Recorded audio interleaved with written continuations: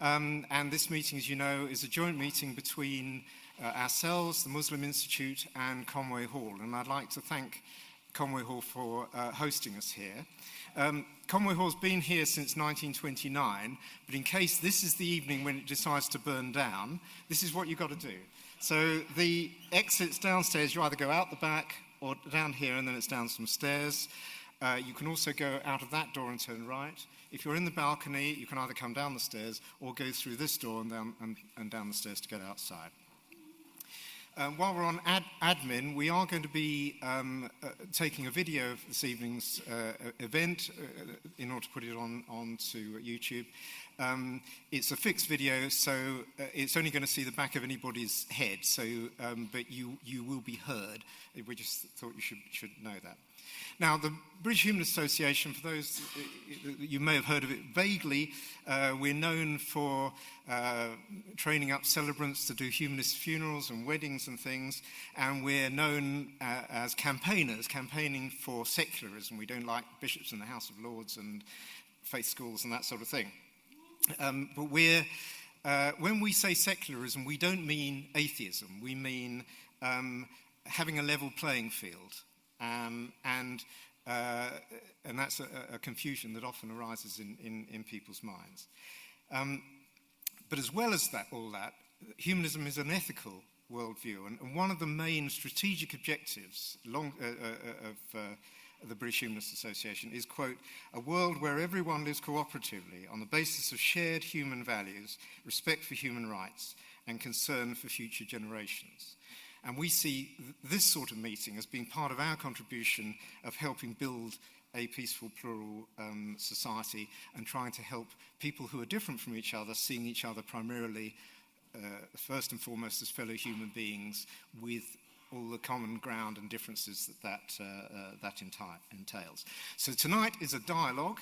It's not a debate. There's not going to be any winners or losers. If you're expecting to hear two players slugging it out about whether God exists or not, I'm afraid you're in for a really disappointing evening. There's going to be plenty of time for participation. That's a key part of the evening. So there's going to be a conversation, but a lot of time for that, for you to get involved in it. And there's going to be an opportunity for book signing for all three of the speakers and the chair at the end at the Newman Books stall at the end.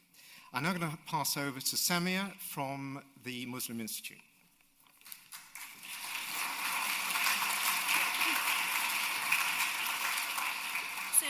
Thank you very much, Jeremy.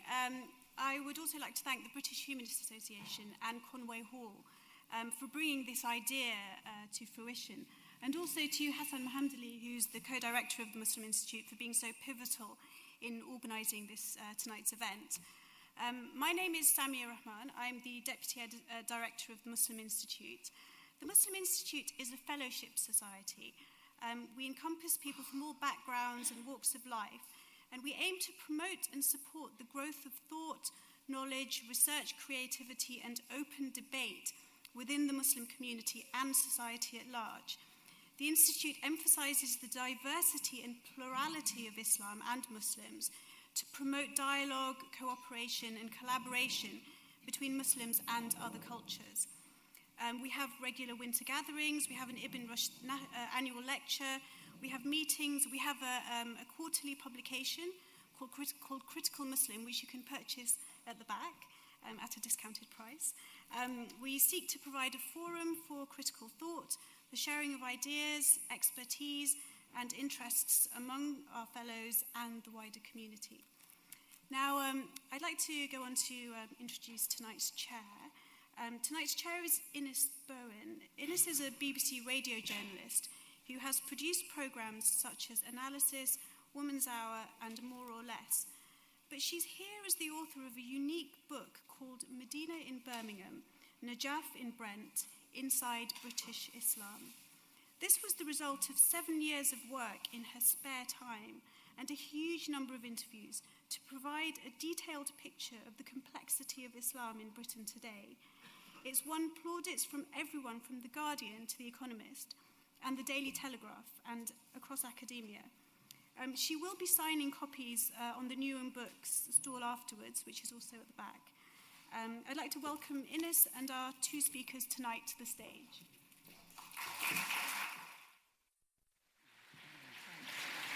Thank you.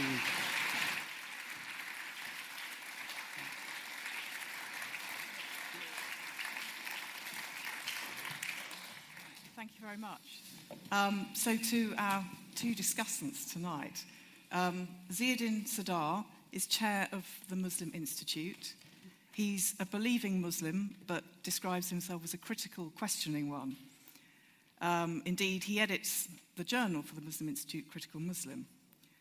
He's not an Islamic scholar in the classical sense, so he doesn't issue fatwas.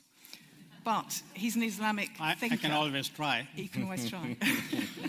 But he's an Islamic thinker, having written many books and presented many TV programs about Islam, its history, and his own personal experiences as a Muslim.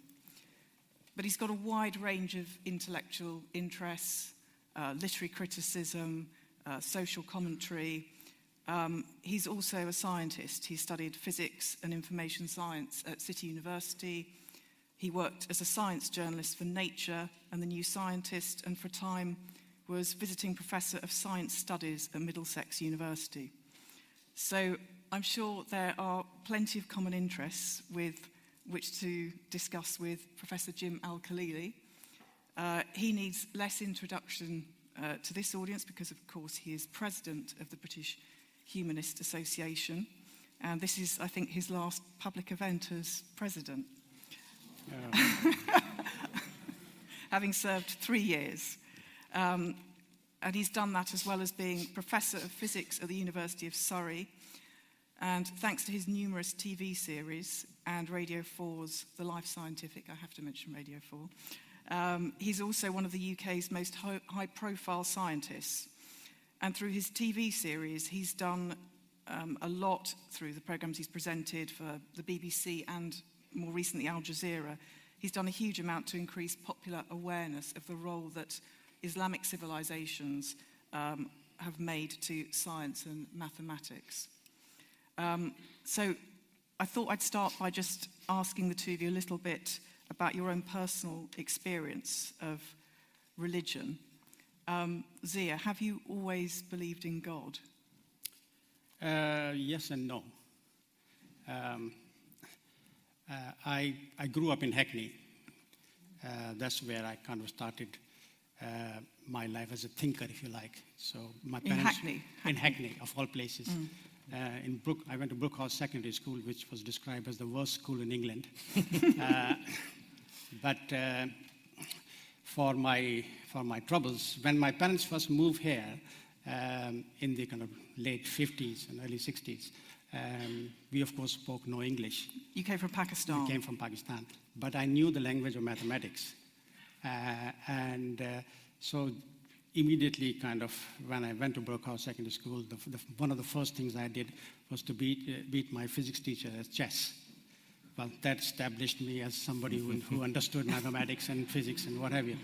And what about religion? Yeah. Were you brought up in a religious I'm household? coming to that. So that's the one side of the story. The other side of the story is that in those days, there were no madrasas or anything, no halal meat shops and all that. So the real kind of teaching was basically done at home. And so my mother took it upon herself to, like I suppose most mothers do, to teach their children the Quran. And so I kind of studied with her, as most young Muslims do. And I always was kind of arguing with her and asking questions with her. My mother, bless her soul, she only has secondary school education, so she's going to answer many of my questions. So she would say things like, well, what's your function in life? Go and find out for yourself. And so I did, in a sense. And if you look at the Quran, the first word of the Quran is read, right? And it's followed by the words, by the pen, right? So reading and writing are very crucial to the whole kind of worldview of the Quran. And to my surprise, that I discovered that almost like quarter of the kind of sacred text is devoted to reason, criticism, travel, thought, reflection, and so on and so forth. So that's where it comes from. So I'm a Muslim, but I'm not a dogmatic Muslim, right? And belief often goes together with doubt. You never believe if you doubt, right? And sometimes doubt leads people to belief, in a sense. There is a kind of continuum. So yes, I do believe in God, but my God is not a dogmatic God. He is a God who likes a good argument. That's what I get from the Quran. He is a God who does not want me to be dogmatic. He is a God who wants me to search for answers. He's a God who doesn't give complete answers. He always leaves things hanging, a bit like science.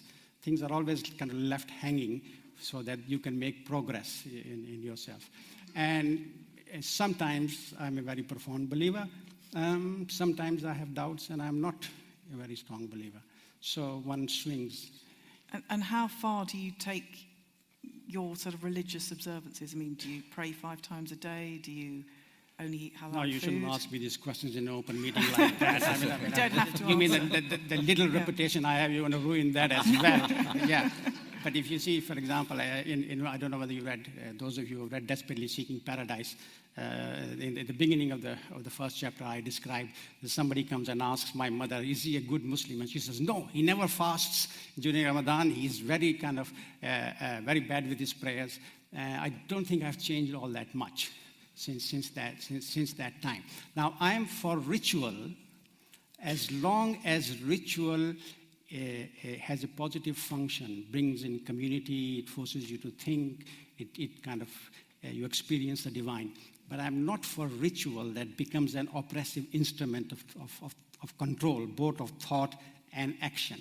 And a great deal of ritual in contemporary Islam is essentially become an instrument for manipulating people.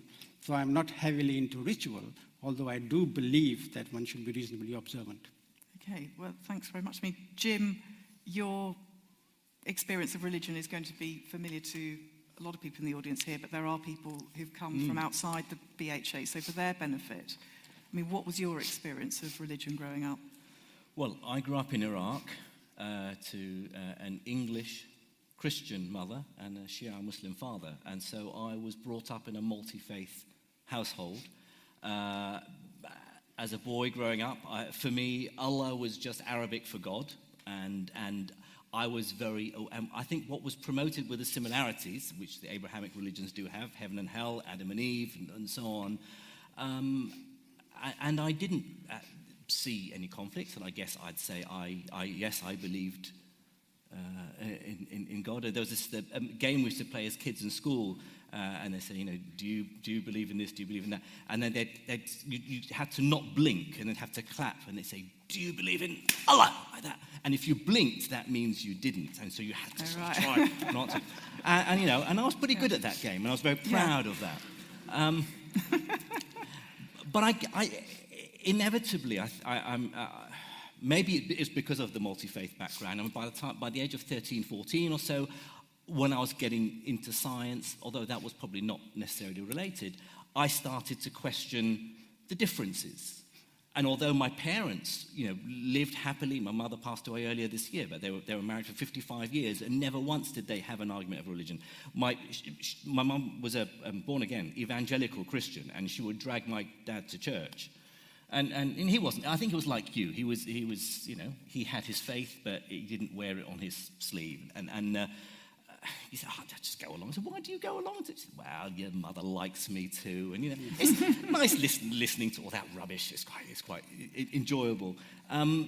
But they never had a conflict. But I guess I started to think about the differences between the religions. And as you do, inevitably think, well, if they say something that differs from them, they can't both be right. So who do I choose? Do I choose my mother's belief or my father's belief? And that conflict, I think, inevitably led me to think, well, maybe neither of them are right. And I moved away from religion in my teens. And then I guess my scientific training, although not necessarily so, helped cement that non-theist view, that worldview that I now hold. Zia, did you ever find your scientific thinking making you question your religious faith? On the contrary, I think the science, rationality, criticism forces you to think about deeper questions. and that takes you closer to the divine, in my opinion. It's not surprising that many great scientists of Muslim civilization were also profound believers. Great philosophers were also profound believers in that sense. Because the more you think, the more you question, there is the kind of, but the less answers you find. And eventually you have to kind of step back and say, there has to be something bigger than the material world. There has to be something bigger than us out there. And that kind of leads you towards faith. Now, it is often assumed that the people of religion are irrational.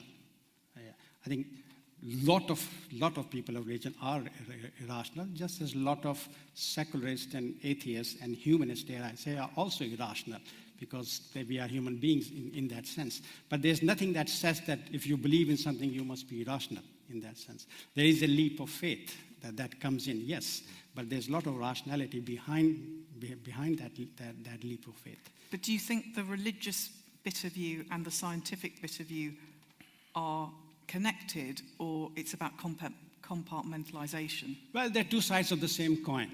I mean, in the Quranic terms, there are two signs of God: revelation and reason, in that sense. So I don't really see any conflict between the two. When conflict comes in, I think they are deliberately manufactured in many respects to kind of divide the two things. But I don't see the world in separate watertight compartments. I'm a very kind of holistic person. I believe in interconnection, and I think the world is very, very kind of connected. Especially the contemporary world is very complex, very connected, and quite chaotic. I was listening to his lecture earlier on that he gave when he became president, which I recommend everybody should see. So I think religion is very much part of being human in that sense. The need, the understanding for divine. I mean, I was talking about that my God is a very particular God. He doesn't need me. I need him. He doesn't need my worship. Right, we were talking about. But if the worship makes me a better person, then a better scientist? And better scientist. It is very interesting that the word for knowledge in the Quran, ilm, means all forms of knowledge. And in classical Islamic period, it was often interpreted as scientific knowledge as well as religious knowledge. Only nowadays, for example, it has been reduced to simply mean religious knowledge. But classically, it meant knowledge as a whole. And there were a huge number of definitions of knowledge. Jim, through your TV series for the BBC and Al Jazeera, and through your writing, you've done a lot to increase awareness of the contribution that medieval Islamic civilizations made to scientific learning. Do you think there's a connection between the spread of religion and advances in science in that era? In that era, certainly they're completely interconnected. The golden age during that medieval period was sort of from the late 8th, early 9th centuries CE, and so sort of a century or two after the birth of Islam, and during the Abbasid dynasty. A lot of their motivation for scholarship and learning did come from the Abbasid association with Persian culture, which was very much into scholarship and learning and books and so on. And there was also the Abbasid caliphs were very into translating texts from Greek. But there were many areas of science were driven directly by religion. Astronomy is the best example. The needs of the new religion meant that they had to have better maps drawn. They couldn't make use of the Greek maps, which didn't have Baghdad, the capital. They didn't have Mecca on them. They needed to learn more about geography to draw maps. They needed to understand the cycles of the moon. They needed to understand, when to fast during Ramadan. And so the needs of the religion fed into scholarship and learning. Medicine was driven. The notion of cleanliness in Islam was very important, and that fed into quite actually major advances in treating the sick in the Islamic world. So medicine also sort of took on from some of the lessons of the religion. I mean, one of the contributors to your BBC series, I think Professor Simon Schaffer, who's a historian. The Schaff, as we call him, okay. The font of all knowledge. Yes. Who's a professor of history of science. Yes. Yeah. He asserts in your programme that when people started to believe that there was a very clever being that controlled the universe or had created the universe, that became an impetus to discover, okay, how do these systems work?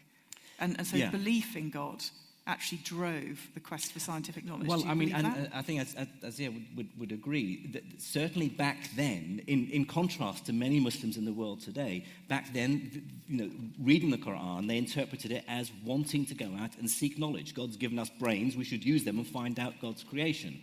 And if we go and learn more about the way the world works, that would help us better understand the words in the Holy Book. And so it really was. You hear about, learning from the cradle to the grave, and the prophet saying you have to go and seek wisdom, even if you have to go as far as China to find it. And so it was all part of a sacred religious duty to seek knowledge. Although many of the scholars, historians of science now would argue, many of the greatest scholars, I do wonder whether they were actually very religious or whether it was a cultural observance, so they had to start every text with Bismillah ar-Rahman ar-Rahim, and whether just because they felt they had to do that. And many of them were indeed criticized by people like Al-Ghazali, the great theologian, because they were un-Islamic. They were too Aristotelian in their philosophical thinkings. But still, I mean, that was a period when it was okay to go and find out how the world works, in contrast to many you hear today who will say, why? Why go and learn about astronomy and the Big Bang and quantum physics? It's all there in the Quran. Yeah. And tell them, no, it's a holy book to tell people how to lead their lives. It's not a science textbook. And I know from one of your books here that you were in this movement called the Tablighi Jamaat, where that is very much, it's a preaching movement, isn't it, in Islam? But that's very much the thing you hear people say, this life, it's about I think preaching, not about... one of the great tragedies of Islam is that many holistic concepts have been kind of reduced. So, for example, I was talking about the concept of ilm, which has been reduced to simply meaning knowledge. So similarly, the whole string of concepts have been reduced to very simple set of rules of, do this and don't do that. And Tablighi Jamaat is a good example of the people who think that knowledge begins and ends with the Quran. Actually, the knowledge diverges from the Quran, not converges from it. That's what the early Muslims thought. They thought this is the beginning of the adventure, not the end.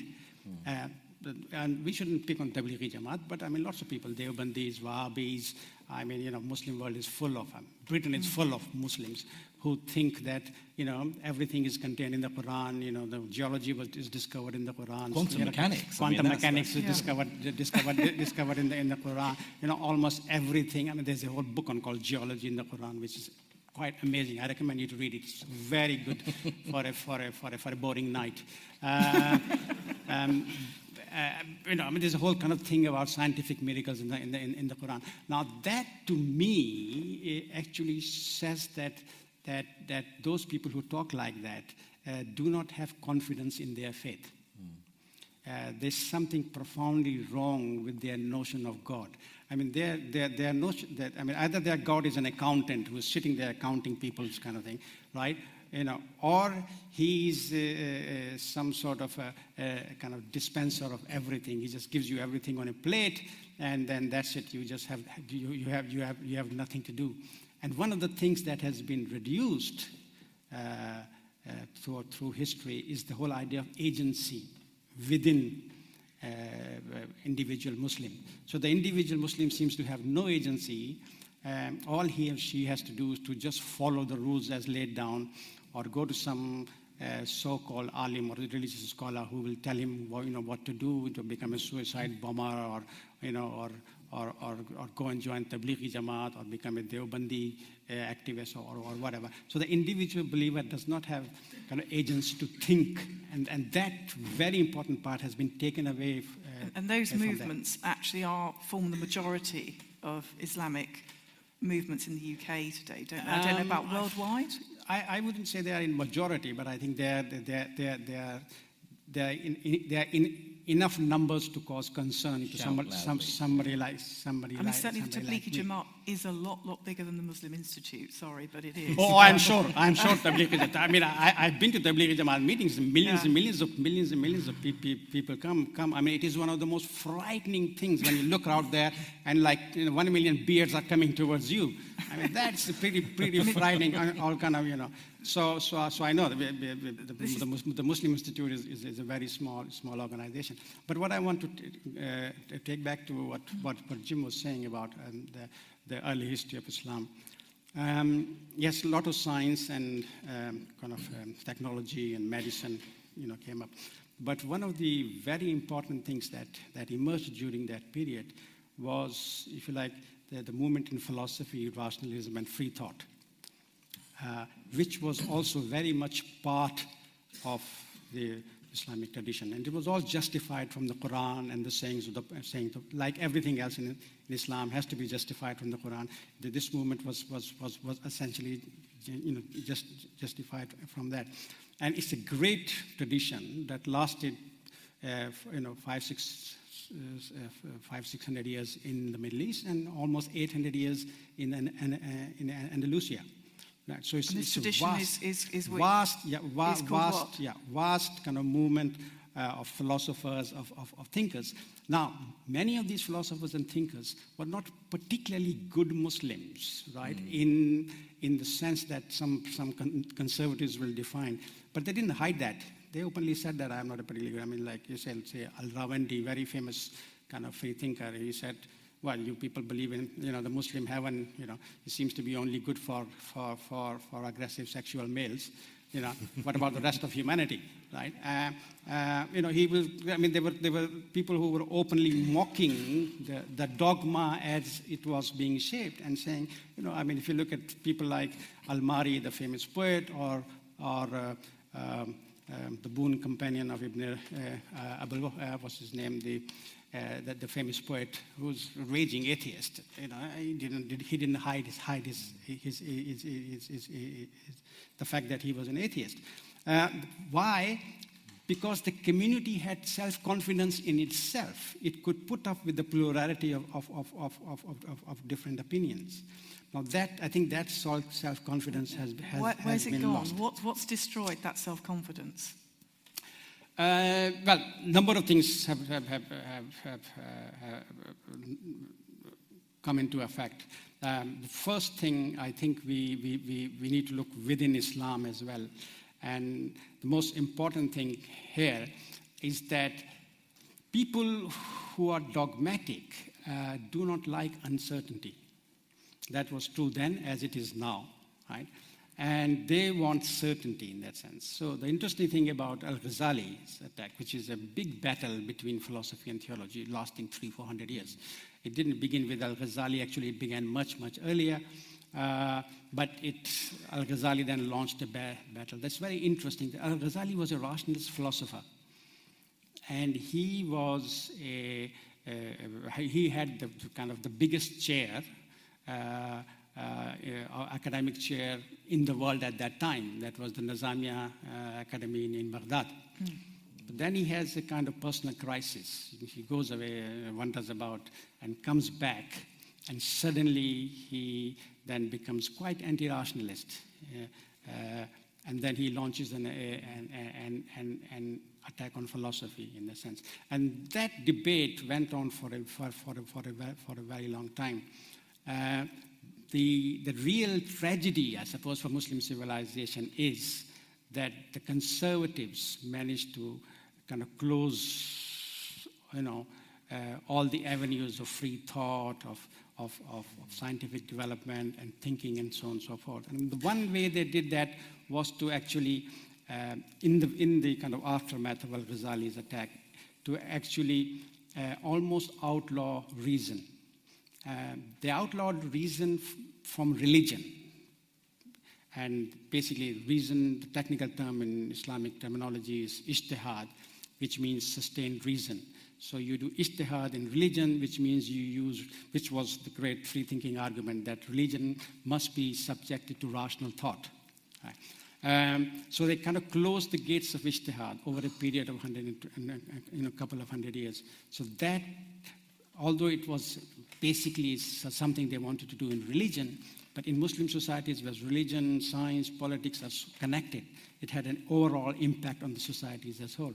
And of course, the decline began. Then colonialism arrived, and the colonial powers did their best to undermine what was left of Islamic institutions of thought and learning, medicine, and so on and so forth.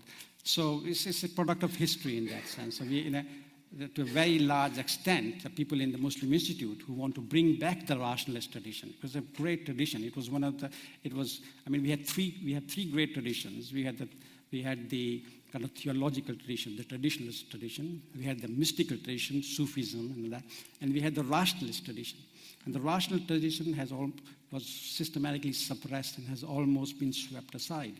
There was a school of thought which Jim's written about, the Mutazilites. When I say free thinkers, I'm talking about the Mutazilites. A school of thought within Islam which emphasised rationality. Yeah. Do you want to talk about that, Jim? Or? Yeah, I think that's exactly what, when we talk about a spirit of rational inquiry that we saw during the European Renaissance and the scientific revolution in Europe, was something that existed and was alive and healthy in the 8th, 9th century of the Abbasid Empire. The Mu'tazilite movement, which the caliphs of the Abbasid Empire subscribed to, meant that they were very open to knowledge, getting all the texts they could from Greece and Persia and India. A lot of the texts that had been translated into local languages, Syriac, for instance, but others, as the Islamic Empire expanded and conquered more and more nations, they would bring back texts from there and translate them into Arabic. And this Mu'tazilite movement was all about this obsession with scholarship and learning. And it was only when later caliphs came along who were more conservative in their views and felt that the Mu'tazilites were un-Islamic in the way they were thinking, what actually happened was that the caliphs and the political powers, not just political powers, but also religious powers, actually felt threatened. And that happened the free thinkers have a habit of asking questions, and they will stand up to caliphs and ask them questions too. So it was better to actually support the conservatives who favored imitation and not asking questions. It didn't really happen. It wasn't one caliph and that was it. Suddenly the golden age died. It would come and go, and you'd get these pockets of, there would be caliphs and sultans and leaders in the Islamic world who, much later, who were rationalists and encouraged scholarship and would be great patrons of scholarly works. So people used to say, the golden age of science in the medieval Islamic world, or it came to an end with Al-Khalili, for instance, because he put the kibosh on it. He said that science is un-Islamic, no one should do it, and everyone stopped doing science. It's right. It carried on. It's not an easy question to answer. When did the decline started? I was asked by the Royal Society to give a lecture on the decline of, and so you have several little junctures. Some historians of science have argued it was the 12th century. Some have argued it was the 14th century. But even if you argue it was the 14th century, then you're leaving out all the Ottoman science and technology, which carried on for another 5. So some people say it was the 18th century. So it depends how you argue and how you look at it. But I would say that decline really set in. Ibn Khaldun is the last great Mutazilite thinker, I think, historian and sociologist. So there are no kind of Mutazilite scholars around now? From after that. Now you're a Shia here, and somebody from Iran here will stand up and say, hang on just a minute. We Shias have actually embraced Mutazilites, and we've kept the spirit of philosophy alive. And this is true to a certain extent. The Shias have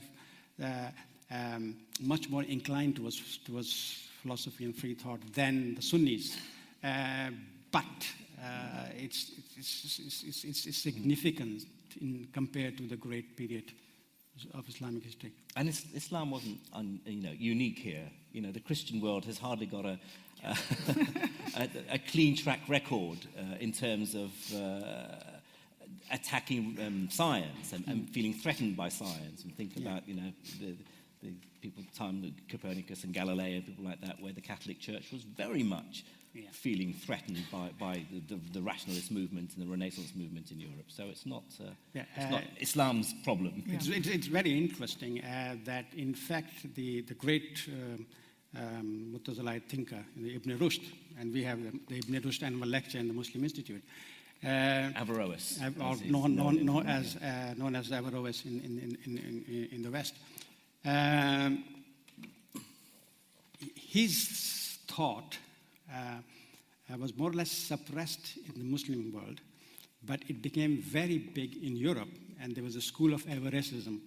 Just as you have the school of positive philosophy, you have a school of postmodern philosophy. So during the 14th, 15th, 16th century, there was a school of Averroism in Europe. Do you know he's the only Muslim scholar who appears in Raphael's School of Athens painting? Yes, with all the Greek philosophers, right, Aristotle and Plato famously in the middle. He's the only. Ibn Sina isn't there, I don't think. Al-Farabi may be there. Maybe Al-Farabi, okay. But anyway, so the church was very concerned that Averroism was spreading free thought in Europe, and therefore Averroism was banned in Europe as well after the 16th, 17th century.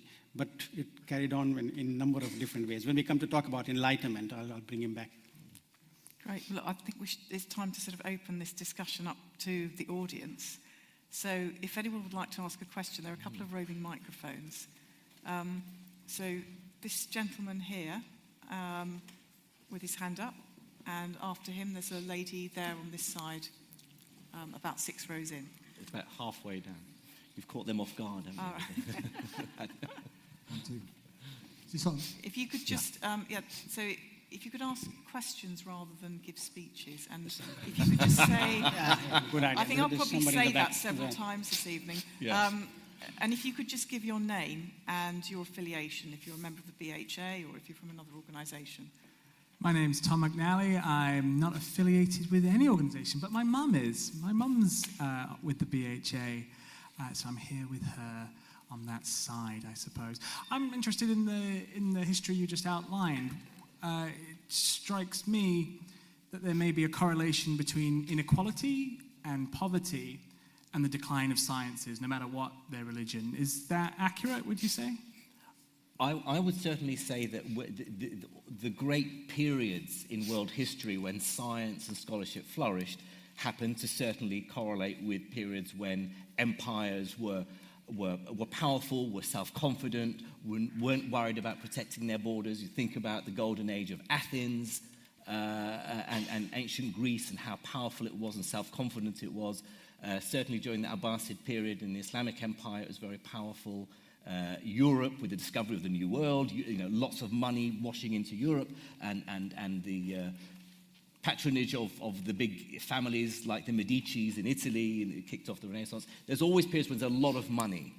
And I sort of think that as encouraging if you look at countries like in the Middle East, in the Gulf, where there's so much money from oil, building new universities and new labs. You think, wow, look, here's the new Beit al-Hikmah will be in Qatar or well, actually, you need more than just building universities. You need that spirit of rational inquiry that your ancestors had 1,000 years ago that sadly is still missing from that part of the world. But it certainly correlates with wealth and power and self-confidence. I would add you also need a thriving kind of culture of questioning, of criticism. Just wealth is not good enough. I mean, if wealth was good enough, then Saudi Arabia, Qatar, and all that will be bastions of scientific knowledge and what have you. But essentially, having money and no brain doesn't take you very far. It doesn't take you very far in science. And there's a lady there, yes. My name is Marnaz Nadeem. I'm not affiliated to any organisation. but I did just note you touched on the New World, and I wanted to ask what both of you think about whether, well, I personally think that the New World was the final nail in the coffin in terms of putting kind of any kind of advancement for the Muslim world, for them to kind of progress, because we have all these European seafaring nations that had a tradition of going out and exploring, and they discovered so many new territories. And that tradition has, it's kind of, it's ingrained in the psyche in many, in Western thought now. And I'm just wondering, because Arab nations, Muslim nations, they were kind of quite enclosed. They weren't in touch with any oceans for them. They didn't have that kind of inbred spirit. Do you agree? Do you think that's part of...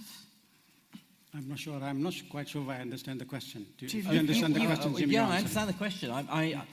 I think you have a point that just the spirit of adventure, of discovering the new, of embracing the unknown. There's something that's out there. I don't know what I'm going to find, but by golly, I'm going to go out and see what, and just sailing off in a ship and not knowing where you're heading to. I mean, there were great travelers in the Islamic world, and Ibn Battuta is a great example. And there were a lot of people, certainly in the early Islamic empire, who came back.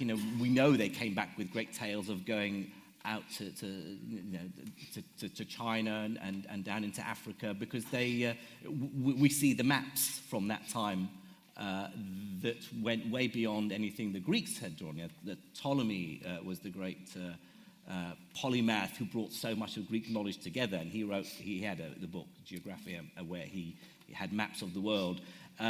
Within 2 or 3 centuries of the birth of Islam, there were maps of the world that were much more sophisticated than anything the Greeks had. So clearly there was that spirit of adventure and discovery in the Islamic world, but for many reasons it fragmented, and there was infighting, and it weakened, and it did. European Renaissance and the scientific revolution in Europe took off partly because of new money coming in from the New World, and very often we talk about the decline of the science in the Islamic world, but it's more in contrast with the steep rise of science in the scientific revolution in Europe, when you get people like Copernicus and Vesalius and others, and it just leaves the rest of the world so far behind. So it's not so much the Islamic world it stopped doing science, it's just in contrast with Europe, they were left far behind. It's also worth noting that Europe does not have a very good record of dealing with the New World.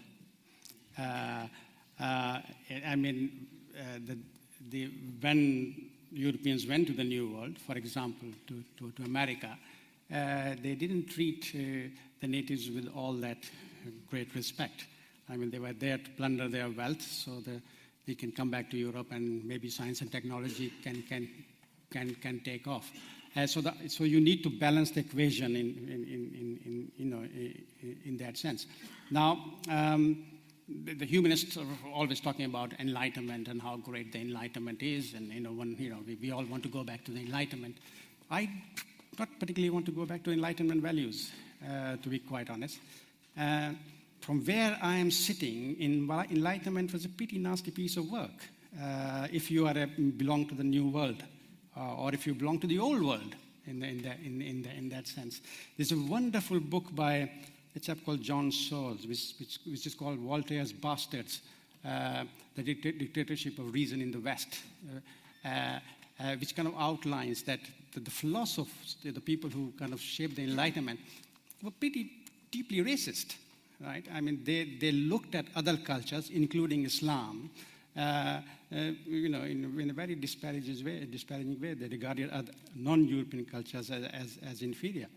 But for me, one of the great crimes the Enlightenment committed was to actually sweep away all the history of science in Islam, India, and China, and assume that Enlightenment has just appeared from nowhere. Suddenly, these guys discovered reason, as though nobody before them had ever had a rational thought in their mind.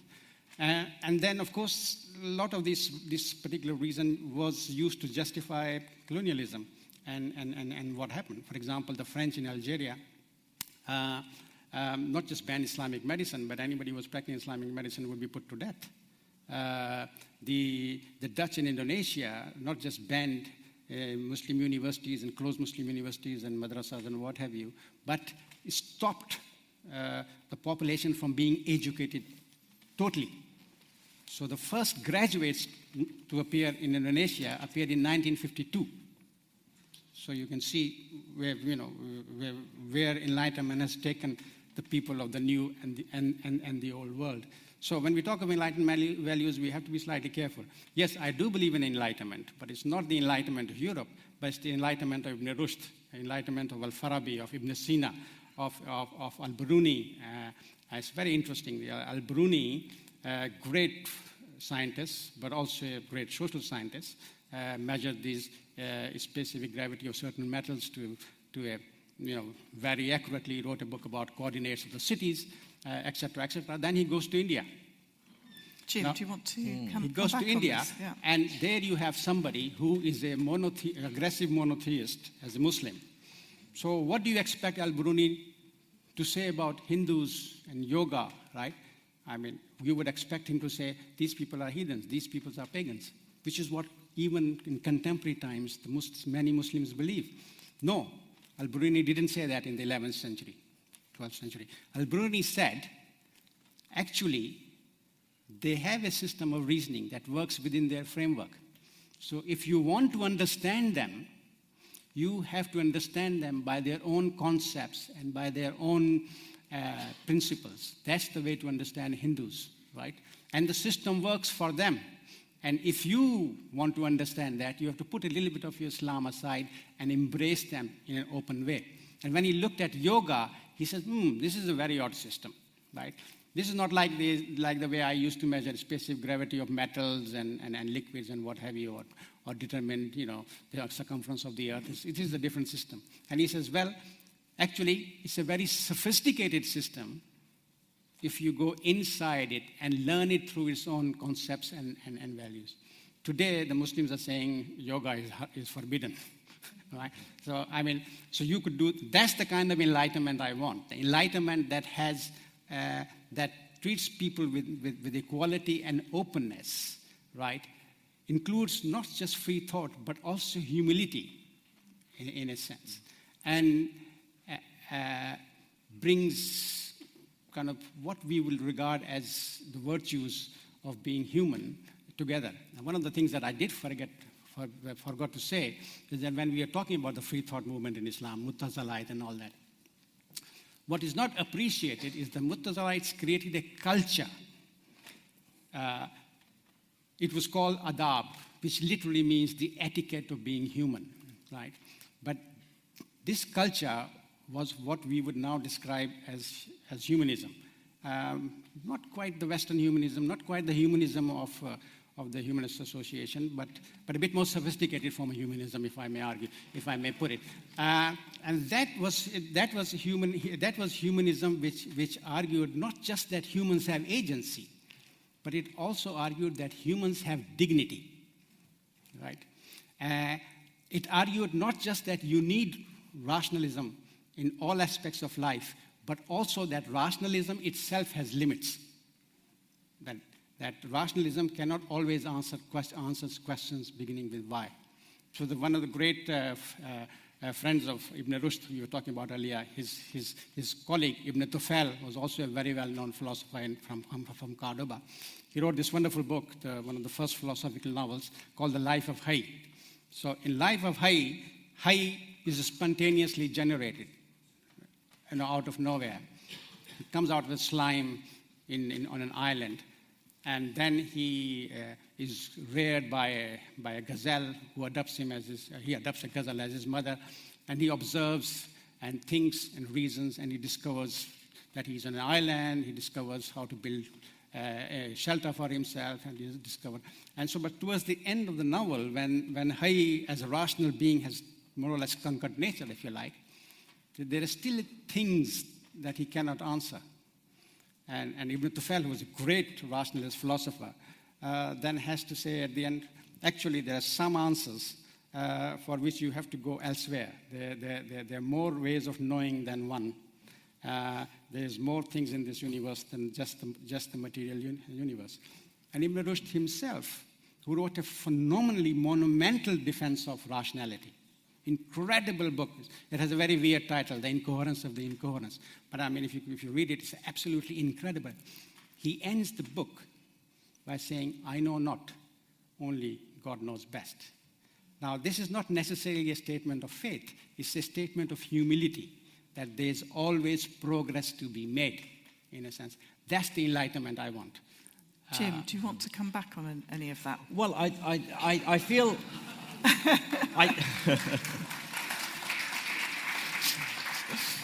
I feel I could come back on it, but I think Zia's just given a wonderful explanation of what it is to be a humanist. But please don't convert to Islam. We have 1.2 billion Muslims. Each one of them is a problem, so do not add to our problem.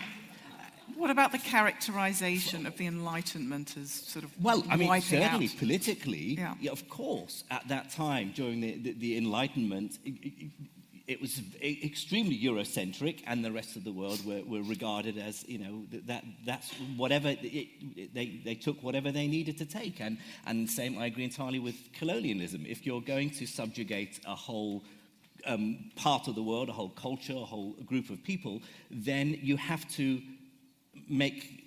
force into their minds and your own that you are superior to them, that you denigrate their achievements, and you wipe out their achievements from history books.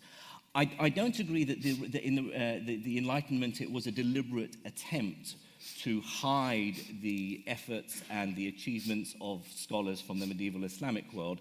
After all, many of those texts were translated from Arabic into Latin and were known. And we know the great scholars by their Latinized names in the West. Ibn Sina was Avicenna, Averroes, Al-Hazin, Algorithmus, because their work was known and celebrated. I mean, Copernicus, who we regard as the father of modern science, you look at his book, De Revolutionibus, his book on astronomy, and it has tables of star charts in Arabic by al-Battani, a Syrian astronomer. And he quotes all sorts of stuff that he learnt from scholars in the Islamic world. So they were very aware of the heritage that they'd got. I think it's a much more recent idea that somehow the Greeks were very clever, and then Europe went into the Dark Ages, and the Islamic world kept the Greek texts for a while, only to dust them off and hand them back to a grateful Europe when it reawoke from its slumber. The conveyor belt theory. The conveyor belt theory, which is nonsense. Science is a continuum. But the science that took place after the Renaissance, during the scientific revolution, I think was so remarkable. Galileo and Newton took things ahead so quickly that it's inevitable that they leave everything else far behind. Now, you might question, why do they not remember the contributions of Ibn Haytham or Ibn Sina or Biruni, but we still remember Archimedes and Aristotle and Euclid and Plato, because these guys made just as big a contribution. But inevitably, science developed in a way that meant that you can't remember, you have to start from somewhere. And we tend to start, wrongly in my view, from the contributions of Galileo and Kepler and Newton. But certainly on the issue of humanism, yes, for me, as a humanist, it's all about wanting, having empathy, having humility, respecting humanity for what it is. Everything that someone of religious faith would also argue, only I do it without God. I don't behave in a certain way because I've read it in a holy book. I don't behave in a good way. And I'm not saying that all religious people do that. But for me, I don't want to treat other humans with kindness or do good things in this world because I want to go to heaven or because I'm afraid that a God will punish me. I do it because that defines my humanity. And what often makes me cross is when, particularly in this country, Christians will say that, oh, that's not very Christian of you. Or, you should do things, that's a very Christian thing to do. Well, it's not just people of religious faith that have a moral or a moral compass or have ethics. It's humans. It defines a big supporter from the Humanist Exactly, there Association. they go. Yeah. Thank you. Yeah. Humanist. Yeah. It defines our humanity, and it's not surprising that there were great characters in the history of the world who were good people and who wanted to transcribe what is good about humanity into texts for others to follow. I don't feel I and many others need to follow a text that was written thousands of years ago in order to know how to behave, because I think what the Enlightenment was like in Europe, it had a lot of its faults, but to be part of an enlightened movement in modern 21st century world is about respecting our humanity without being told how to do it. And you are very respectful of, and you are very respectful, I think, of religious cultures and the Islamic history and so on. Yes, and a lot of not all non-believers are like many. that. Don't get me wrong. I'm an atheist through and through. People say, well, how can you be sure? You're a scientist. Scientists surely can never be certain. There must be doubt. Of course there's doubt. But I'm as agnostic about the existence of God as I am about the existence of Father Christmas. And I'm pretty sure Father Christmas doesn't exist. So that's the level of my agnosticism. But many other atheists call me an accommodationist, right? And I've been accused of that as an insult. What does that mean? It means I accommodate. I talk to people of religious faith and respect their right to hold those views. And I don't think they're stupid for holding those views. You're right, you're not irrational if you believe in God. That you have very powerful, rational reasons for being completely convinced that the wonders of our universe have a deeper meaning. For me, the difference between being religious and not religious is whether or not you feel sincerely in yourself that there is a deeper meaning, a purpose to the universe. And that purpose is something divine, something more powerful.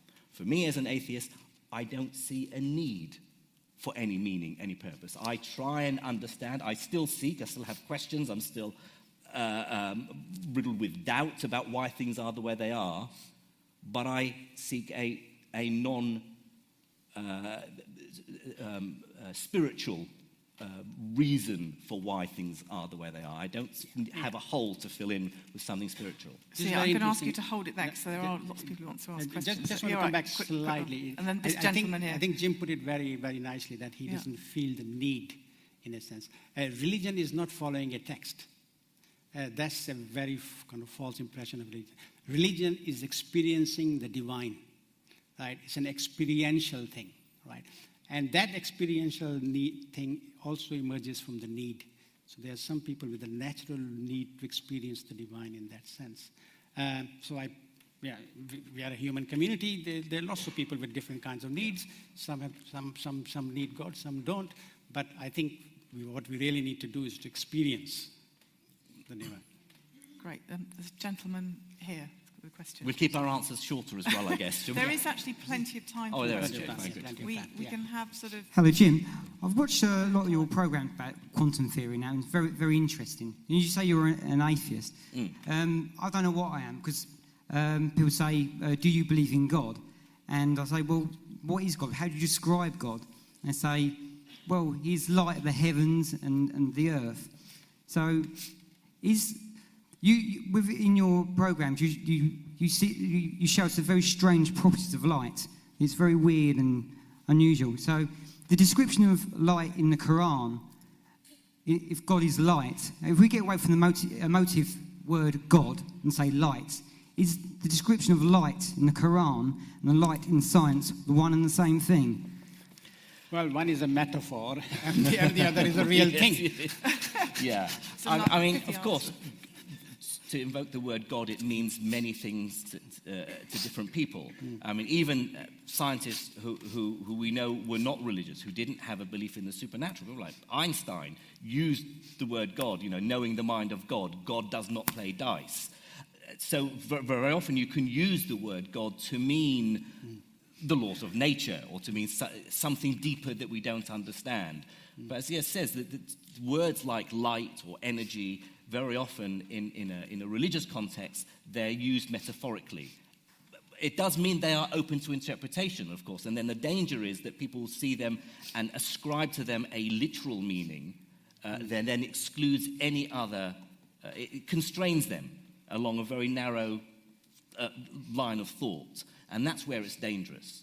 I think if you are confident in your faith, whatever it may be, then you should be confident to interpret those words in a way that gives you meaning and makes you feel at ease and comfortable and enlightened. It's when you say, well, in the Quran it says this, and that means this specific thing, and there's no deviating from that. I think that's where things start to get dangerous. Gentleman here. My name is Abdul Rahman, and I believe in humanism. I was born and bred in a Muslim family, and my mother taught me in my childhood that we believe in a God who is the Rabb of all, Rabbul Alameen.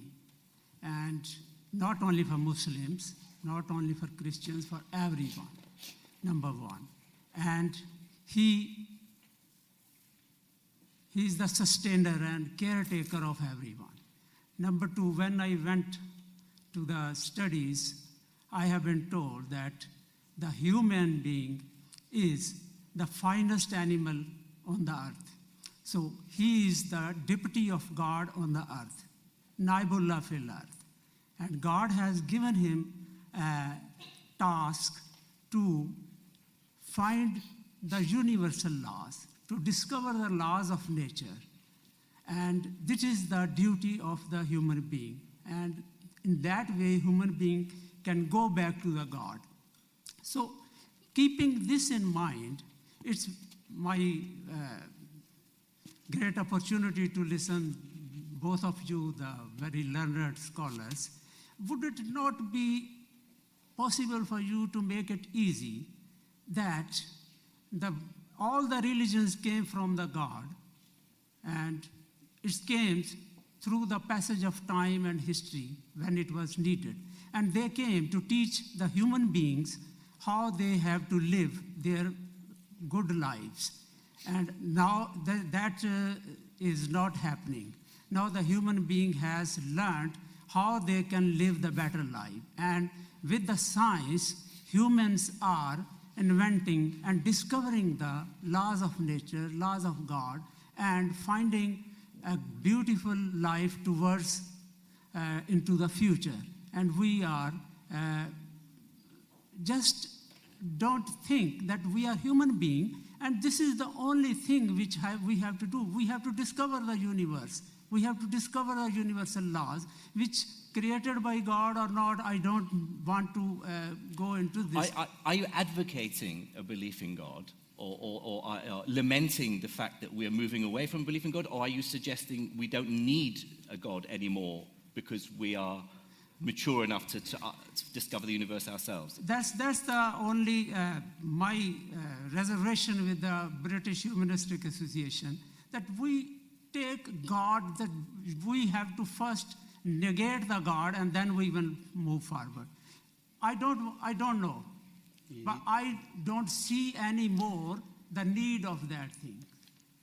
There might be a God, there might not be a God, but I know that the human being on this earth is the finest one and the powerful one. He can do whatever they want, and the only duty for the human being is to discover the laws of universe or laws of nature. I think we've got the idea. I'm going to take a couple of other questions and then you can answer them in a group. So there's somebody over here has the mic, I think. It's a lady just at the end there. If you'd like to give us your name and your question, please. It's a very short, quick question. Aisha Siddiqa, I'm a writer from Pakistan. It's a question for Zia. I was kind of interested in what you said, how you introduce yourself. You're a Muslim, but not dogmatic, probably in the same boat. But my question is that religion, how it evolves, is also very political. And when you once say that you believe in religion or you're a believer, then the debate no longer is dominated or manipulated, or it's not a monopoly. There are others out there who would use it in very different ways, who will define religion very differently. So my question is, how do you then have that discourse where you attract people more and more to rationalism within religion, number one, and related to that is, where is the discourse within Islam which takes people away from dogmatism towards rationality? Thank you. Okay, great. And there's a gentleman here as well, and then we'll take your answers. Yeah. So thank you very much for that. My name's Akram Khan. I work at Brunel University.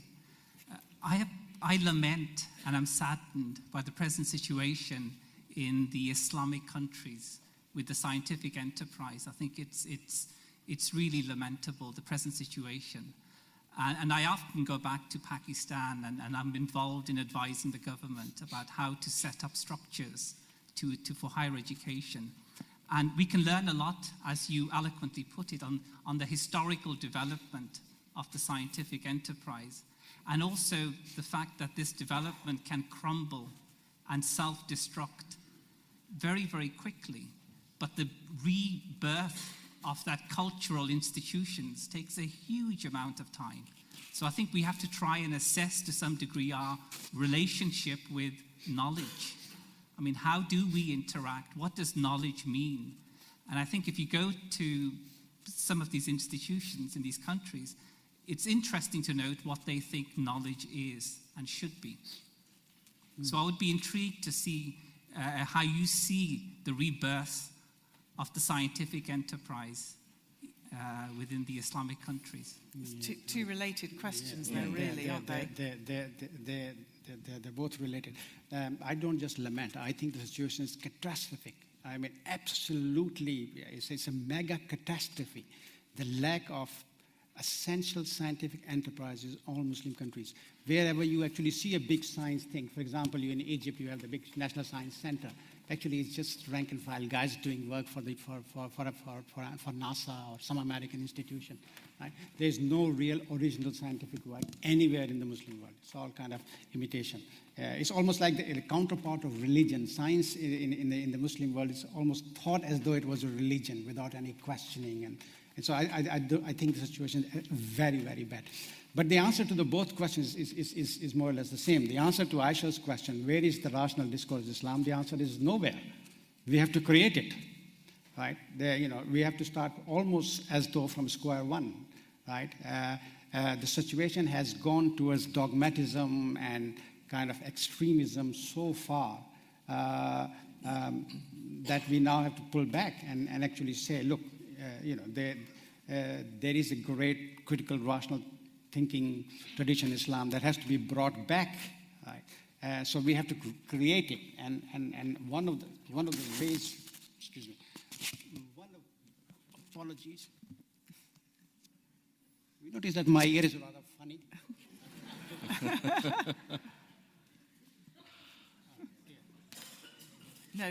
Maybe if you just hold it as a microphone. Yeah, that's what happens if you got funny ears. I mean, one of the things that we are hoping in the Muslim Institute is to create a critical mass of young thinkers who can then, recreate and rejuvenate that tradition. And then the critical mass then acts as a catalyst in the Muslim community itself. And I think we need models like that, throughout the Muslim world. But it's very easy to do in Britain, despite all the fundamentalists we have around. And I think it's practically impossible to do in a place like Pakistan, where, in fact, even asking a sensible, rational question can lead you to a fatwa. and eventually you may even have to leave the country. So it's a much harder task. So I'm well aware See, of that. you say it's easy to be done in Britain, but as I said I before, mean, I'm talking about relatively easy. Yeah. Relatively easy. Yeah. I mean, in relative terms. In Pakistan, in certain part of the Muslim world, I know it's very, very difficult to ask intelligent question. I mean, even if you, the gentleman there, it is in a way incredible kind of fantasy to imagine that we have perfected ourselves, and then reach certain level of perfection that we don't need this and we don't. I mean, wherever I look in the world, where do you find these perfect people who know what is good? I mean, what is good is a phenomenally deep philosophical question that we have been unable to answer for the last so many thousand years. What is a thing? Is such a profound philosophical question. There is still no answer to it. So, do you find the good in America and its foreign policy? Do you find good in Britain and Mr. Cameron? I don't know. Or maybe you are Corbynite and you think all the left folks are good. The fact is that we have to, and that's the great strength of humanism. The fact is that we have to see ourselves as human beings, and human beings make mistakes. And we are prone to make mistakes. Human beings also do good things, but quite often we also do very bad things. And that exactly what makes the human community. And the task for people like us, the humanists of all shape and size, is to work for agency, that we have, that every individual has agency to change. Jim is slightly against free will.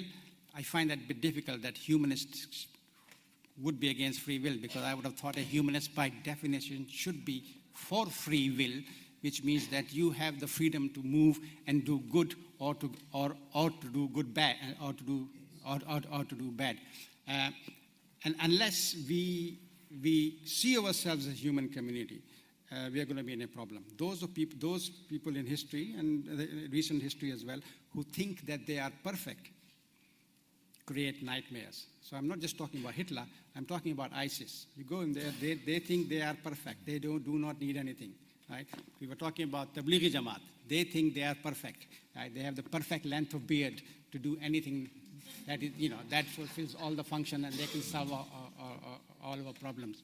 Jim, do you want to respond, say, to those? Yeah, well, I'll just say, and this links to the comments from the gentleman who gave his very eloquent speech earlier. It's true that humanists aren't trying to replace God with humans and somehow worshipping humanity. After all, we are just evolved apes, and there's nothing special about us. And in fact, the sign that in the Islamic world... I suspect the only thing special about us is that some of us can be professors of physics.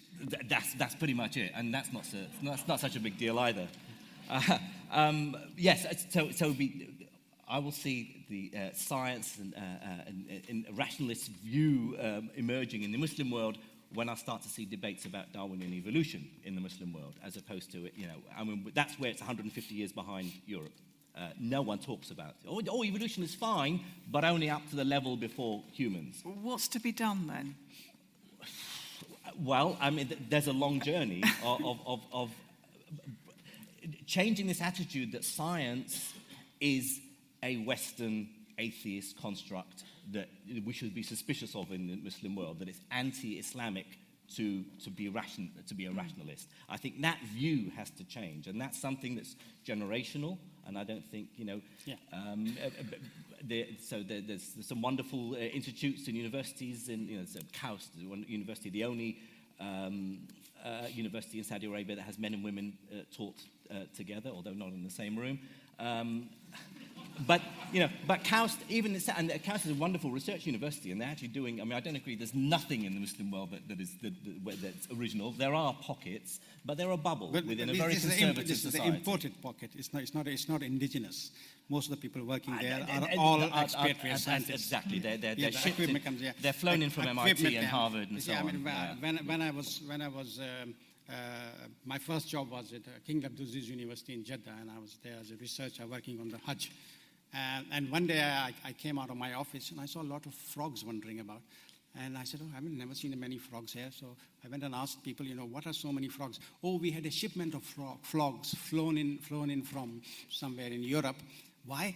Oh, because they have to be dissected. The biology textbooks say that you must dissect a frog. I said, what about all the bloody lizards and all the stuff you got, cockroaches and all that? Why don't you dissect that? Oh, no, that's not biology. Biology is dissecting frogs.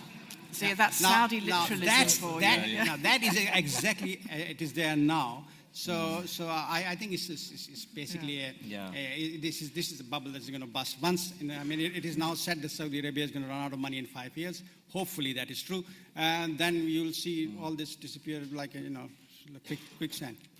Just one quick point. It's true, as Zia says, that humans, there are good and bad regardless of what your ideology is, whether you're, what religion you ascribe to or not, or whether you're humanist or an atheist. The one thing I should say is that there were many evil people who you'd say, well, Hitler was an atheist, although I'm not so sure. But Stalin, let's say, or Khmer Rouge. Khmer Rouge, for instance. But they didn't commit evil in the name of atheism. But there is evil committed in the name of religion. And that's a difference that is important to remember. Okay. Okay, there's However, no, they clapped. That's it. It's finished. We're moving on now. Just because you do not declare that I am doing this in the name of atheism doesn't mean that you are not doing it in the name of it. You are not doing it in the name of it. Look at Khmer Rouge. I gave the example of Khmer Rouge as a good example. What did Khmer Rouge want to create? They wanted to create a society where there was no place for God, and everybody was, in their universe was equal. Yeah, in that sense. So yes. They didn't say we are doing this for God, but their end goal was creating a society that that did not have any place for God. Ditto Stalin.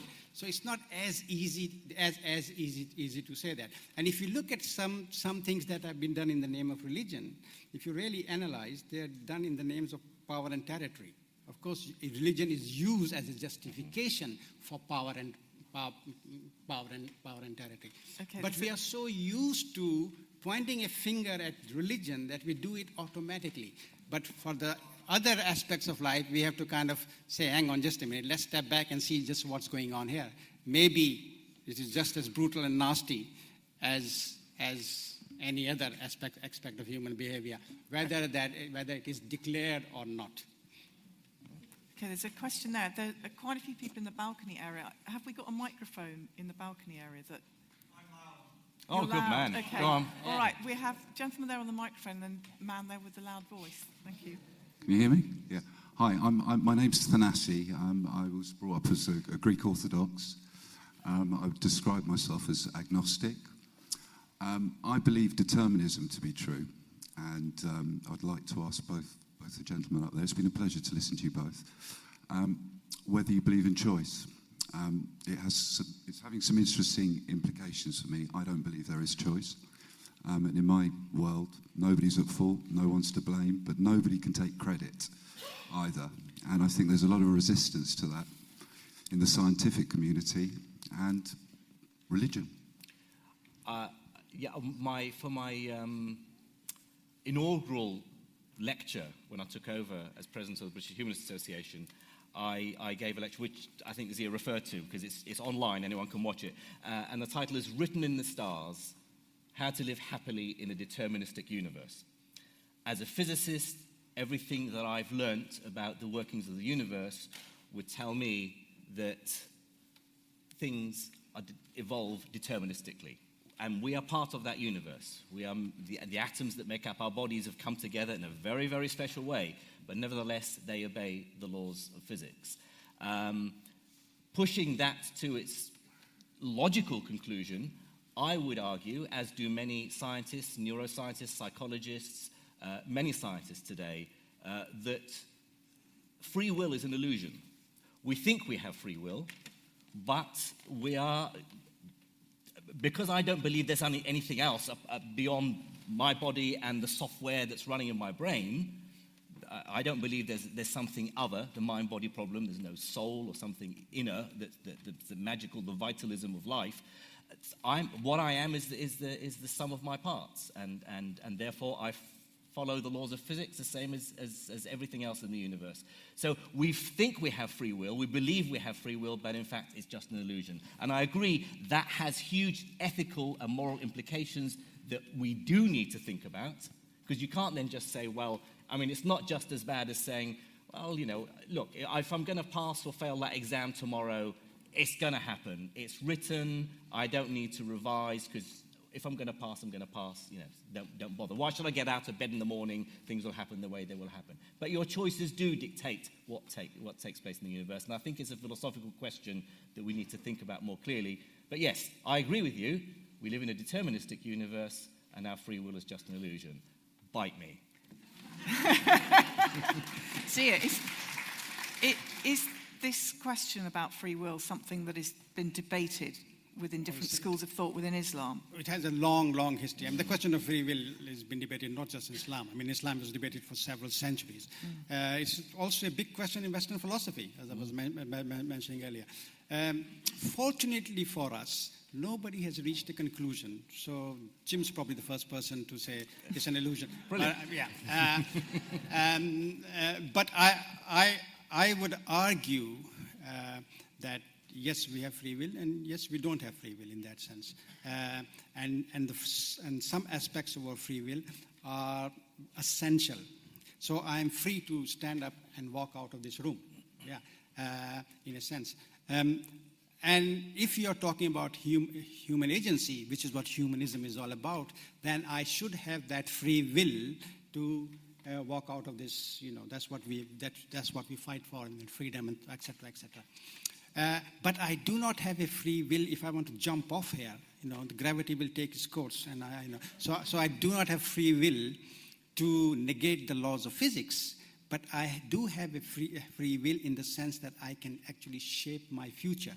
So, for example, if I don't get up and prepare for the examination, I will not be able to get a degree, and I may not be able to go into medicine, which is what I want to do. So if I want to shape that particular future, then I better get up and prepare for the exam. So I do have free will in that sense, that I can actually shape my future, despite all the kind of problems and probabilities and et cetera, et cetera. So I think that aspect of the free will, not just we need to acknowledge, but it's an actual reality. So to call it illusionary is a bit kind of contradictory in my. I knew you were going to say that. In my opinion, it's a bit contradictory. Yeah, deterministic. This is the problem. I mean, I find that quite a few humanists are very contradictory folks.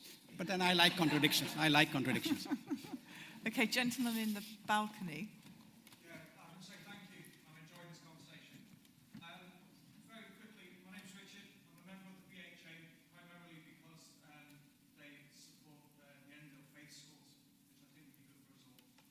I'd like to quickly say, thank you. I'd like to quickly say to the gentleman down there who thinks that humans are the most perfect organism or something along those lines, that he fundamentally misunderstands evolution and has a rather arrogant opinion of the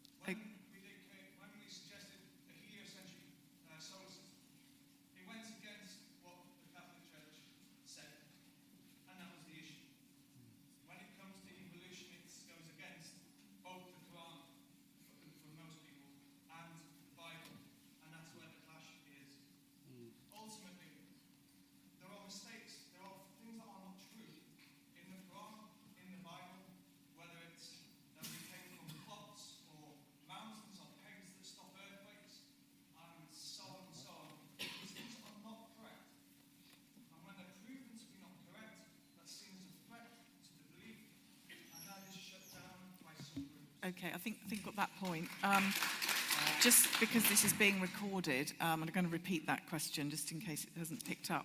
That's Richard, who's a member of the British Humanist Association, and his question basically to you is, isn't one of the reasons that religious organisations sometimes have a problem with science is that science has at certain points proven certain aspects of religious dogma to be incorrect? My answer is yes, so I think you should... I will answer that question, but that lady there first wants to come in, because she's had her... Oh, right. You're Okay. just putting her... All right. Okay. We'll come to you next, yeah. Yeah. All right. I think the first thing to say is that if science proves something conclusively, then the religion has to accept that, in a sense. So the dogma has to be changed. I mean, dogmas are not kind of permanent kind of thing. There's certain aspects of dogma that may be kind of eternal, but there are lots of paraphernalia that comes with it. But I will also say that science never actually comes up with a kind of the final answer. Sia, could you just get your microphone a bit closer? Science never comes up with a final answer. So it may be worth looking at science as critically as we look at religion. I mean, we tend to assume that because science is an inquiry based on reason and rationality, everything is fine. But I mean, think of eugenics, during the Nazi regime, for example, think of the bomb, nuclear bomb. There are various aspects of science which are quite unsavory. So, and they're not always final conclusions, if you like. I mean, are we into multiverse? Is the string theory valid or not? Well, let's wait for evidence. So I would say that we should always look at both sides skeptically. But if science does prove some dogma is wrong, then I think that the religious community should have enough faith in its own faith to say, fine, we accept. What I find really astonishing is all this creationism that has emerged in the Muslim societies.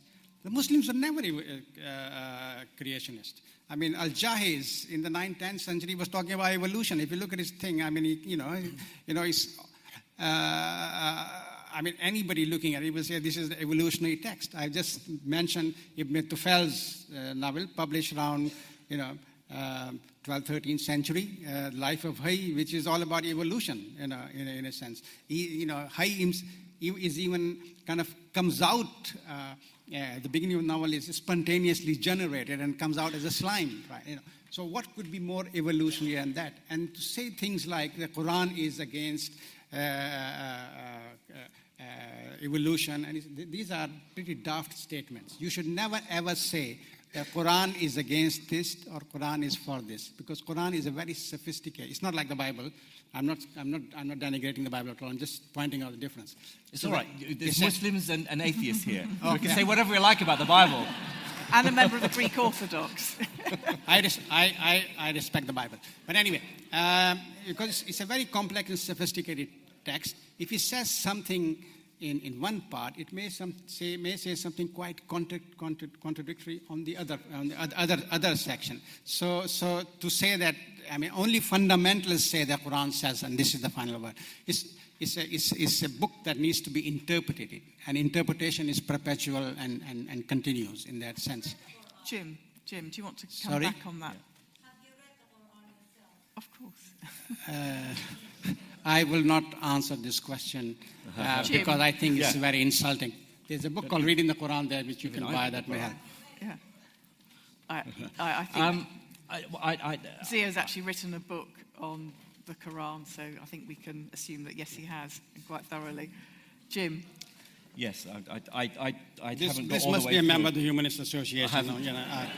I'm sorry. I mean, you see, I remember a couple of years ago, I was invited to a Humanist Association meeting, I think in Warwick or somewhere, and I thought, wow, I'll have a great time, we're going to debate. I went in there, and it was the bunch of the most close-minded fundamentalists I've ever met. Oh, I can't stand them. Met.